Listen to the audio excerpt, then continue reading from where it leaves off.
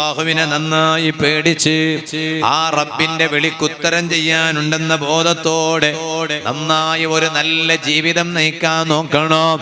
അപ്പോഴൊക്കെ നമ്മെ ആ വഴിയിൽ നിന്ന് മാറ്റാൻ ശ്രമിക്കുന്ന ഒരുത്തനുണ്ടാകും. അവൻ എപ്പോഴും അവന്റെ ദൗത്യം നിർവഹിച്ചു കൊണ്ടേയിരിക്കും. അതാരാണ്? ഇബ്ലീസ് ലഅനത്തുല്ലാഹി അലൈഹി. ഇബ്ലീസിന്റെ ഭാഗത്ത് നിന്ന് അവന്റെ പ്രവർത്തനം ഉണ്ടാക്കിക്കൊണ്ടേയിരിക്കും. പക്ഷെ നമ്മൾ അതൊന്നും ചെവികൊള്ളരുത്. നമ്മൾ നല്ല ദീന് മുറുകെ പിടിച്ച് ജീവിക്കുന്നവരാകണം. ദീന് വിട്ട് കളിക്കുന്നവരാകാൻ പാടില്ല.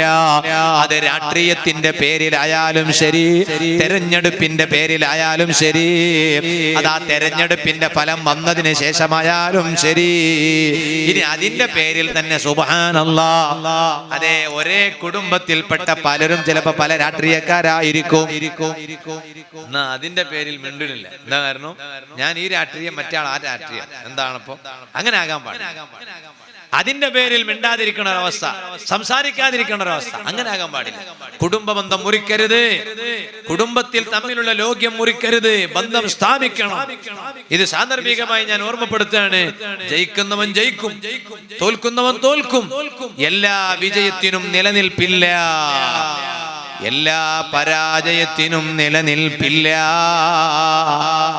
ഇത്തവണ ജയിച്ചവൻ ചിലപ്പോൾ അടുത്ത കൊല്ലം പരാജയപ്പെട്ടേക്കും. കഴിഞ്ഞ കൊല്ലം ജയിച്ചവൻ ഇക്കൊല്ലം പരാജയപ്പെട്ടിട്ടുണ്ടാകാം. കഴിഞ്ഞ വർഷം, അതേ, കഴിഞ്ഞ തെരഞ്ഞെടുപ്പിൽ പരാജയപ്പെട്ടവൻ ചിലപ്പോ ഇത്തവണ വിജയിച്ചിട്ടുണ്ടാകാം. എന്നാൽ ഇവിടത്തെ ഭരണമോ, അത് പഞ്ചായത്താകട്ടെ, കോർപ്പറേഷൻ ആകട്ടെ, എന്താണെങ്കിലും ഇവിടത്തെ അധികാരത്തിന് നിലനിൽപ്പില്ല. അതിന്റെ പേരിൽ പടച്ച റബ്ബിനെ മറന്നിട്ട് അതിർ കവിഞ്ഞിട്ടുള്ളൊരു അമിതമായ ആഹ്ലാദ പ്രകടനമോ ആവേശമോ വേണ്ട. അതുകൊണ്ട് എനിക്കൊരു പൂർണ്ണ വിജയം കിട്ടിയിട്ടില്ല. അതേ, സന്തോഷിക്കണ്ടെന്നല്ല പറഞ്ഞത്. വോട്ട് രേഖപ്പെടുത്തിയവർ നമ്മളാണ്.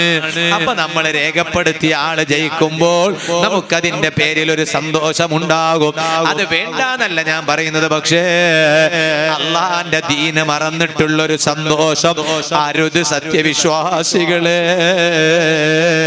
കാരണം എനിക്ക് അതുകൊണ്ട് മാത്രം ഒരു പൂർണ്ണമായ സന്തോഷം കിട്ടിയിട്ടില്ല. പൂർണ്ണമായ സന്തോഷം എപ്പോഴാണ്? ഈ ഭരണമല്ലല്ലോ, ഈ അധികാരമല്ലല്ലോ. തുത്തിൽ മുൽക മൻ തശാഅ വതൻസിഉൽ മുൽക മിമ്മൻ തശാഅ വതുഇസ്സു മൻ തശാഅ വതുദില്ലു മൻ തശാഅ ബിയദികൽ ഖൈർ. അല്ലാഹു ഉദ്ദേശിച്ചവരെ അല്ലാഹു തആല വിജയിപ്പിക്കും. അല്ലാഹു ഉദ്ദേശിച്ചവരെ അല്ലാഹു പരാജയപ്പെടുത്തും. അല്ലാഹു ഉദ്ദേശിച്ചവരുടെ കരങ്ങളിൽ അല്ലാഹു അധികാരം കൊടുക്കും. അല്ലാഹു ഉദ്ദേശിച്ചവരെ കരങ്ങളിൽ നിന്ന് അല്ലാഹു അധികാരം പിറകോട്ടെടുക്കും. ഇതെല്ലാം റബ്ബിന്റെ പവറാണ്. പക്ഷേ ഈ അധികാരത്തിനോ ഭരണത്തിനോ ഇവിടെ ഒരിക്കലും നിലനിൽപ്പില്ല. നിലനിൽപ്പുള്ള ലോകം ആഖിറമാണ്. ലിമനിൽ മുൽക്കുൽ യൗം. ആ പരലോകത്തെത്തിയാൽ ഇവിടെ ജയിച്ചവൻ അവിടെ ഉണ്ടാകും. ഇവിടെ സ്ഥാനാർത്ഥികളെ ജയിപ്പിച്ചവർ അവിടെ വരും. അതിന്റെ പേരിൽ ആഹ്ലാദം പ്രകടിപ്പിച്ചവർ അവിടെ വരും. എല്ലാവരും അവിടെ വരും. എംപിയും ഉണ്ടാകും, MLA-യും ഉണ്ടാകും, പഞ്ചായത്തിലെ ജയിച്ചവനുണ്ടാകും, എല്ലാ മന്ത്രിമാരും അവിടെ ഉണ്ടാകും. ദുനിയാവിൽ അധികാര കസേരയിൽ കയറിയിരുന്നവനും അവിടെ ഉണ്ടാകും. എല്ലാവരോടും റബ്ബിന്റെ ഒരൊറ്റ ചോദ്യമാണ്, ലിമനിൽ മുൽക്കുൽ യൗം. അല്ല ജനങ്ങളെ, ഇന്നത്തെ അധികാരം ആർക്കുള്ളതാണ്? ആഖിറമാകുന്ന ലോകമല്ലേ, യൗമുൽ ഖിയാമയല്ലേ. ഈ ഖിയാമത്ത് നാളിന്റെ അധികാരം ആർക്കുള്ളതാണെന്ന് റബ്ബ് ചോദിക്കുമ്പോൾ ഒരാളും മിണ്ട മിണ്ടുന്നില്ല, ഒരാളും പ്രതികരിക്കുന്നില്ല, ഒരാൾക്കും മിണ്ടാൻ കഴിയുന്നില്ല. ഉടനെ റബ്ബിന്റെ മറുപടിയാണ് ലില്ലാഹിൽ വാഹിദിൽ ഖഹാർ. ഏകനായ റബ്ബിനാണ് അവിടുത്തെ അധികാരം, വേറെ ഒരാൾക്കും അവിടുത്തെ അധികാരമില്ല. ആ റബ്ബിന്റെ അധികാരം മാത്രമുള്ള പരലോകത്ത് ഓ ഈമാനുള്ള സത്യവിശ്വാസികളെ, ഈ സാധുവായ ഞാൻ എന്റെ രണ്ട് കാലും സ്വർഗത്തിൽ കാണുന്നത് വരെ എനിക്ക് സന്തോഷിക്കാൻ വകുപ്പില്ല. എന്തിനേറെ മാന്മാര് പറഞ്ഞത്, ഒരു കാല് സ്വർഗത്തിലാണ്, മറ്റൊരു കാല് സ്വർഗത്തിന്റെ പുറത്താണ്. എന്നാൽ പോലും നീ ഉറപ്പിക്കണ്ട, രണ്ട് കാലുകളും സ്വർഗത്തിലായി നീ കാണുന്നത് വരെ നിന്റെ പരിപൂർണ വിജയം നിനക്ക് നേടാൻ കഴിഞ്ഞിട്ടില്ല. ആ പരിപൂർണ വിജയത്തിനാണ് നമ്മൾ കഴിയേണ്ടത്, അധ്വാനിക്കേണ്ടത്, അല്ലാതെ ഇവിടത്തെ ഏതെങ്കിലും ഒരു വിജയത്തിനല്ല. അതിനുവേണ്ടി നന്നായി അധ്വാനിക്കണോ, അതിനുവേണ്ടി നന്നായി ശ്രമിക്കണോ. ഞാനൊരു ചെറിയ ചരിത്രം പറഞ്ഞ് ഞാൻ എന്റെ ഇന്നത്തെ വാള് നിർത്തുന്നു. വിഷമമില്ലെങ്കിൽ നിങ്ങളൊരു 2 മിനിറ്റ് നേരം ഒന്നിരുന്ന സ്ഥലത്തൊന്നും എണീറ്റ് നിൽക്കുമോ? അർഹമുർ റഹീമീനായ അല്ലാഹ്, സാധുക്കളായ ഞങ്ങളെ മജ്ലിസ് നീ ഞങ്ങളെ ഭാഗത്ത് നിന്ന് ഖബൂൽ ചെയ്യണേ അല്ലാഹ്. യാത്രക്ക് ഒരുങ്ങി നിൽക്കണം. അൽഹംദുലില്ലാഹ്, ബഹുമാനപ്പെട്ട സയ്യിദവരുകൾ നമ്മുടെ ഈ മജ്ലിസിന് നേതൃത്വം നൽകാൻ മഹാനവരുകൾ നമ്മുടെ സ്റ്റേജിലോട്ട് കയറി വരുന്നു. അല്ലാഹു ആഫിയത്തുള്ള ദീർഘായുസ്സ് നൽകി അനുഗ്രഹിക്കട്ടെ. അപ്പൊ ഞാൻ ചുരുക്കുകയാണ്, ഞാൻ സംസാരം അവസാനിപ്പിക്കുകയാണ്. അന്തങ്ങളൊക്കെ ഇവിടുന്ന് അങ്ങോട്ട് പോണെന്തിനാ റബ്ബേ? നിങ്ങൾ പോയി കളയല്ല. സുബ്ഹാനല്ലാഹ്, എണീറ്റ് നിൽക്കാൻ വേണ്ടി മാത്രം പറഞ്ഞു 2 മിനിറ്റ് നേരം. ആരും പോകരുത്. ബഹുമാനപ്പെട്ട തങ്ങളുപ്പാപ്പ ദുആയില്ലേ, അങ്ങനെ പോകേണ്ട സമയം ഞാൻ പോകൂല. ഞാനല്ലേ ഏറ്റവും ദൂരം നിന്ന് വന്ന്, നിങ്ങളൊക്കെ അടുത്തുനിന്ന് വന്നവരല്ലേ. ഞാനിപ്പോ ഇത് കഴിഞ്ഞിട്ട് എങ്ങോട്ടാ പോകേണ്ടത് നിങ്ങൾക്ക് അറിയോ? ബിസ്മില്ലാ. അപ്പൊ ഞാൻ അവസാനിപ്പിക്കുകയാണ്. ഞാൻ പറഞ്ഞു വന്നത് അങ്ങനെ ഒരു ചെറിയ ചരിത്രം പറഞ്ഞ് ഞാൻ എന്റെ വാദം നിർത്തുന്നു.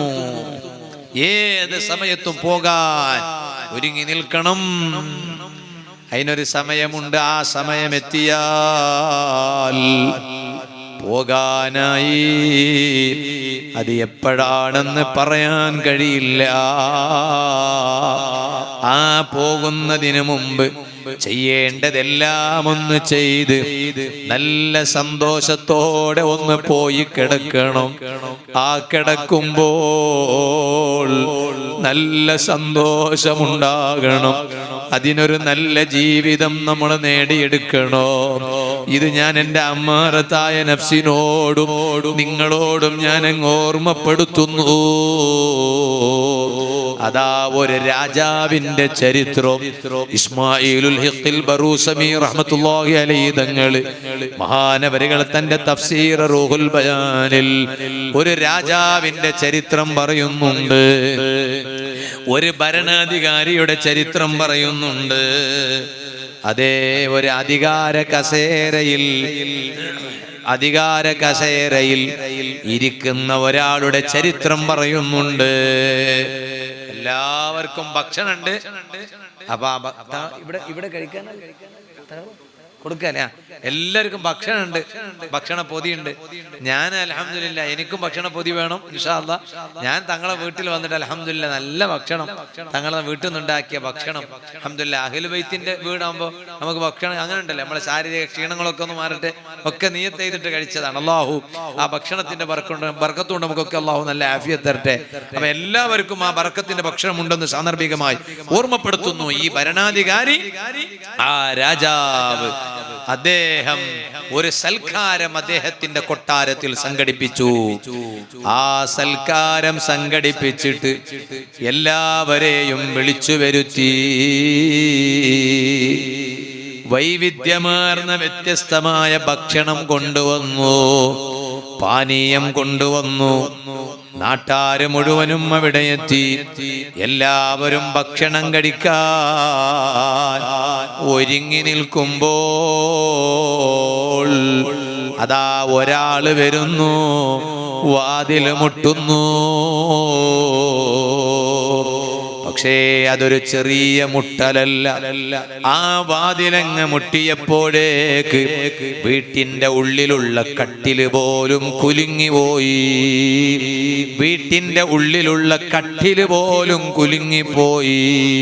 അതേ കതക് മുട്ടിയതാണ്, വീട്ടിന്റെ വാതില് മുട്ടിയതാണ്. പക്ഷേ ഉള്ളിലുള്ള കട്ടില് പോലും കുലുങ്ങിപ്പോയി. ഉടനെ ആ കൊട്ടാരത്തിലുള്ളവർ ചോദിച്ചു, ഇതാരാണ് ഇത്രയും ഭക്ഷണത്തോട് ആർത്തിയുള്ളയാള്? എന്തിനാണ് ഇയാൾ ഇങ്ങനെ വാതില് മുട്ടുന്നത്? പതുക്കെ മുട്ടിയാ പോരെ? ആ മുട്ടിയ മുട്ടലുകൊണ്ട് വീട്ടിന്റെ ഉള്ളിലെ കട്ടില് പോലും കുലുങ്ങിപ്പോയല്ലോ. എന്നിട്ടതാ ഇവർ പറഞ്ഞു, അയ്യുഹൽ ഫഖീറു യുസ്ബിർ, ഓ മനുഷ്യ, എന്തിനാണ് നിങ്ങൾ ഇത്ര അതേ ഘോരമായി വാതില് മുട്ടുന്നത്? ഒന്ന് ക്ഷമിച്ചുകൂടെ? ഞങ്ങൾ ഭക്ഷിച്ചതിന് ശേഷം നിങ്ങൾക്ക് ഭക്ഷണം കഴിക്കാമല്ലോ. ഞങ്ങൾ ഭക്ഷിച്ചതിന് ശേഷം നിങ്ങൾക്ക് ഭക്ഷണം നൽകാം.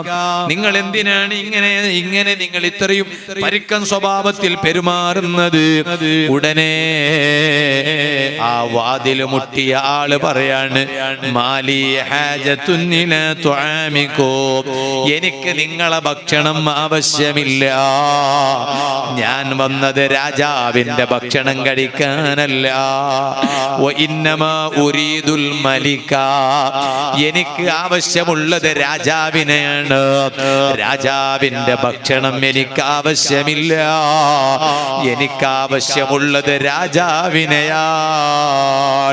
ഉടനെ ഈ കൊട്ടാരത്തിലുള്ളവർ ചോദിച്ചു, മാലക വലിൽ മലികി, നിങ്ങൾക്ക് എന്തിനാണ് രാജാവിന്റെ ആവശ്യം? ഉടനെ അയാള് രണ്ടാമതായും വാതില് മുട്ടാണ്. ആദ്യം വാതില് മുട്ടിയതിനേക്കാളും കുറച്ചും കൂടി കടുപ്പത്തിലാണ് രണ്ടാമതായി ആ വന്നയാള് വാതില് മുട്ടിയത്. അപ്പോഴേക്ക് കൊട്ടാരത്തിലുള്ള ആളുകൾ, ആ രാജാവിന്റെ ഭടന്മാർ ആയുധം പിടിച്ചിട്ട് ഈ വന്നയാളുടെ അരികിൽ ചെന്നു. ചെന്നപ്പോൾ അയാള് ഫസാഹ സ്വൈഹതൻ, ഒന്നിങ്ങനെ അട്ടഹാസിച്ചു പോയി. അട്ടഹാസിച്ചിട്ട് ഈ കൊട്ടാരത്തിലുള്ളവരോട് പറഞ്ഞു, മക്കാനക്കും, നിങ്ങൾ അവിടെ തന്നെ നിന്നോളൂ. ഞാൻ നിങ്ങളെ കൊട്ടാരത്തിലുള്ള ഭക്ഷണം കഴിക്കാമെന്നയാളല്ല. എനിക്ക് ഭക്ഷണം ആവശ്യമില്ല. അന മലക്കുൽ മൗത്ത്,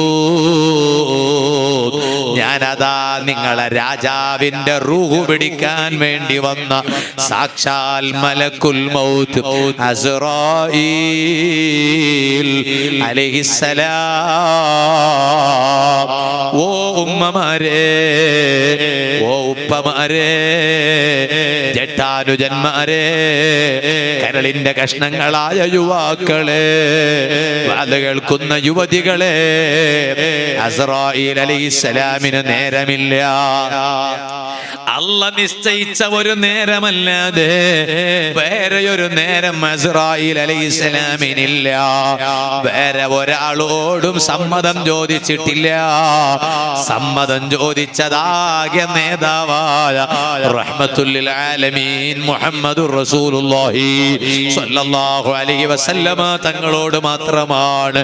അങ്ങനെ സമ്മതം ചോദിച്ചത് കൊണ്ടാണ് ഹബീബായ സ്വല്ലല്ലാഹു അലൈഹി വസല്ലം അവസാനത്തെ വാചകം റഫീഖൽ അഅ്ലാ, സ്വർഗത്തിലെ ഉന്നതമായ പദവിയെയാണ് ഞാൻ സെലക്ട് ചെയ്യുന്നത് എന്ന അർത്ഥത്തിലുള്ള വാചകം അവസാനത്തെ വാചകമായത്. അല്ലെങ്കിൽ അർ റഫീഖ് അൽ അഅ്ലാ എന്ന് പേരുള്ള അല്ലാഹ് അള്ളാനെയാണ് ഞാൻ തെരഞ്ഞെടുക്കുന്നത് എന്ന മറ്റൊരു അർത്ഥം. അല്ലാത്ത വേറെ ഒരാളോടും അസ്രായീൽ അലൈഹിസ്സലാം സമ്മതം ചോദിച്ചിട്ട് പോയിട്ടില്ല. അസ്രായീൽ അലൈഹിസ്സലാം പറഞ്ഞു, ഞാൻ റൂഹ് പിടിക്കാൻ വേണ്ടി വന്ന മലക്കാണ്. ഞാൻ എന്തിനാണ് വന്നത്? നിങ്ങളെ രാജാവിന്റെ റൂഹ് പിടിക്കാനാണ് വന്നത്. അതേ രാജാവ് അസ്രായീൽ അലൈഹിസ്സലാമിനോട് പറഞ്ഞു, അല്ല അസ്രായീലേ, നിങ്ങൾ എന്റെ റൂഹ് പിടിച്ചോളൂ, സാരമില്ല. പക്ഷേ ഇപ്പൊ എന്റെ വീട്ടിൽ ഞാൻ വിളിച്ചു വരുത്തിയ അതിഥികളാണ് വന്നിട്ടുള്ളത്. അവർക്ക് ഞാൻ അതാ ളിയാഫത്ത് സംഘടിപ്പിച്ചിട്ടുണ്ട്, സൽക്കാരം സംഘടിപ്പിച്ചിട്ടുണ്ട്. അവരതെല്ലാം കഴിച്ചിട്ട് മടങ്ങിപ്പോയതിന് ശേഷം നിങ്ങളെ കൂടെ ഞാൻ വന്നോളാം. ഇല്ല ഇല്ല, വലൻ യുഅഖിറല്ലാഹു നഫ്സൻ ഇദാ ജാഅ അജലുഹാ വല്ലാഹു ഖബീറും ബിമാ തഅമലൂൻ. അല്ലാഹുവിന്റെ ഉത്തരവുണ്ടായാൽ പിന്നൊരു സെക്കൻഡ് പോലും താമസമില്ലെന്ന് ഖുർആൻ പറഞ്ഞതാണല്ലോ. കൊട്ടാരത്തിൽ കയറി വന്ന അതിഥികൾ മടങ്ങിപ്പോകാൻ താമസമില്ല, നേരമില്ല. ഇത് കേട്ടപ്പോഴാണ് രാജാവ് പറഞ്ഞത്, ലഅനല്ലാഹുൽ മാൽ, എന്റെ പണത്തിനൊരു നിലയില്ലാണ്ടായി പോയല്ലോ, എന്റെ സ്ഥാനത്തിനൊരു നിലയില്ലാണ്ടായി പോയല്ലോ, എന്റെ അധികാരത്തിനൊരു നിലയില്ലാണ്ടായി പോയല്ലോ. ഈ ദുനിയാവിലെ എന്റെ വിജയത്തിനോ ആ വിജയത്തിനൊരു നിലയില്ലാണ്ടായി പോയല്ലോ. അസ്രായീൽ അലൈഹിസ്സലാം വിളിക്കാൻ വന്നാൽ പിന്നെ രാജാവിനോടാ പറയുന്നതില്ല, വെയിറ്റ് ചെയ്യാൻ വകുപ്പില്ല, താമസിക്കാൻ വകുപ്പില്ല, വന്നോളണം. റബ്ബിന്റെ ഓർഡറാണ്, ആ റബ്ബിന്റെ ഉത്തരവാണ്, വന്നോളണോ. രാജാവ് പറയാണ്, എന്റെ പണത്തിനൊരു നിലയും വിലയും ഇല്ലാതെയായി. എനിക്ക് എത്ര പണമാണ് എന്റെ റബ്ബ് തന്നത്, പക്ഷേ ഖറജ്തു സിഫറൽ യദി, എന്റെ കയ്യിൽ ഒന്നും കൊണ്ടുപോകാതെ അതാ ഞാൻ എന്റെ കൈ മുഴുവനും കാലി വെച്ചിട്ടാണല്ലോ ഞാനിതാ റബ്ബിന്റെ വിളിക്കുത്തരം ചെയ്തു പോകുന്നത്. ഞാനുണ്ടാക്കി വെച്ച പണത്തിന്റെ ഉപകാരം എന്റെ ശത്രുക്കളാണല്ലോ പിന്നീട് അത് ഉപയോഗിക്കുന്നത്. ശത്രുക്കളാണ് ഉപയോഗിക്കുന്നതെങ്കിലും അതിന്റെ ശിക്ഷയും അതിന്റെ വിചാരണവുമെല്ലാം റബ്ബ് ചോദ്യം ചെയ്യുന്നത് എന്നോടാണല്ലോ. ചരിത്രത്തിൽ കാണാം, ഇങ്ങനെ സമ്പത്തിനെ കുറ്റം പറഞ്ഞുകൊണ്ട് രാജാവ് സംസാരിച്ചപ്പോൾ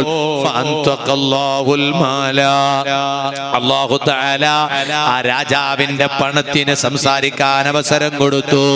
ആ സമ്പത്ത് അവിടെ നിന്ന് സംസാരിക്കാൻ തുടങ്ങി. എന്നിട്ട് പറഞ്ഞു, ലാ തുൽഇനന്നി, ഓ രാജാവേ, നിങ്ങൾ എന്നെ കുറ്റം പറയണ്ട, സമ്പത്താകുന്ന എന്നെ നിങ്ങൾ കുറ്റം പറയണ്ട. ബൽ ഇൽ അൻ നഫ്സക്, നിങ്ങൾ നിങ്ങളെ കുറ്റം പറഞ്ഞോളൂ. കാരണം സമ്പത്തിനെ അല്ലാഹ് എന്നെ നിങ്ങൾക്ക് അല്ലാഹ് കീഴ്പ്പെടുത്തി തന്നതാണ്. പക്ഷേ വകുന്ത മുഖ്താറ, ആ സമ്പത്തിനെ സെലക്ട് ചെയ്ത ആള്, അത് തെരഞ്ഞെടുത്ത ആള് നിങ്ങളാണ്.